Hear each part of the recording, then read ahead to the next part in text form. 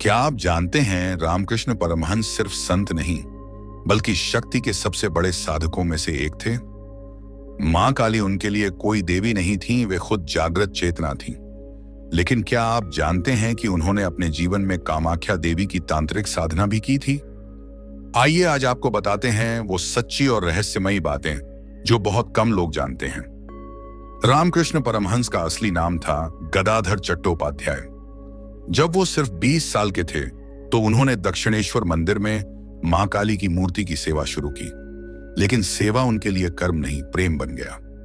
एक दिन वो मां से इतना तड़प उठे कि मंदिर के पीछे जाकर रोने लगे और बोले, मां, क्या तू सच में है? बस एक बार दिख जा, नहीं तो मैं जान दे दूंगा। और उसी क्षण मां काली जागृत हुई। एक दिव्य ज्योति प्रकट हुई जिसने उन्हें अपनी गोद में भर लिया। रामकृष्ण ने खुद कहा था, मां मेरे सामने हंसती थी, मुझसे बात करती थी और मुझे भोजन कराती थी। रामकृष्ण सिर्फ भक्ति के पथ पर नहीं थे, वे अद्वैत, वैष्णव, ईसाई सभी मार्गों पर चले। लेकिन जो कम लोग जानते हैं वो यह है कि उन्होंने तांत्रिक साधना भी की थी। उनकी गुरु बनी भैरवी ब्राह्मणी, एक महान तांत्रिकिनी जिन्होंने उन्हें मंत्र, मुद्रा, ध्यान और कपाल क्रिया सिखाई। उन्होंने 64 तांत्रिक साधनाएं की, शव साधना, पंचमक्कार साधना, चामुंडा तंत्र, कपाल ध्यान और मां भुवनेश्वरी की साधना भी। पर सबसे खास उन्होंने खुद कहा था कि मैंने मृत्यु के डर को साधा है, अब मैं मृत्यु से नहीं डरता।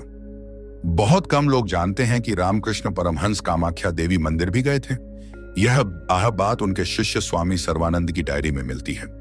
कामरूप यात्रा में उन्होंने वहां के कामरूप तांत्रिकों से संवाद किया था। एक रात उन्होंने कामाख्या पहाड़ी पर एकांत ध्यान किया और कहा था, यहाँ की शक्ति बहुत घनी है, मां यहाँ अलग रूप में जागृत हैं। वहां उन्होंने मातृभेद साधना की थी, जहां मां को नवरूपों में देखा जाता है, काली, तारा, भैरवी आदि। रामकृष्ण की सबसे रहस्यमयी साधना थी साविक समाधि, जिंदा रहते हुए परमात्मा में लय। वे ध्यान में बैठते और कुछ पलों में मां की गोद में समा जाते। एक बार तो उनका शरीर इतना शिथिल हो गया कि लोग समझे वो मर गए हैं। लेकिन बाद में बोले, मैं मां की बाहों में था, इतनी करुणा, इतना प्रेम, वहां कोई मैं नहीं था, बस मां थी। जीवन के अंतिम समय में मां काली ने उनसे कहा, तेरा काम पूरा हुआ, अब तू मेरे पास आ जा। उन्होंने अपने शिष्यों से कहा, मां ही सब कुछ है, वही ब्रह्म है, वही माया है, वही सत्य है। स्वामी विवेकानंद से बोले, नरेन, तू मां को नहीं मानता था, अब देख मां ही तुझसे दुनिया का काम कराएंगी।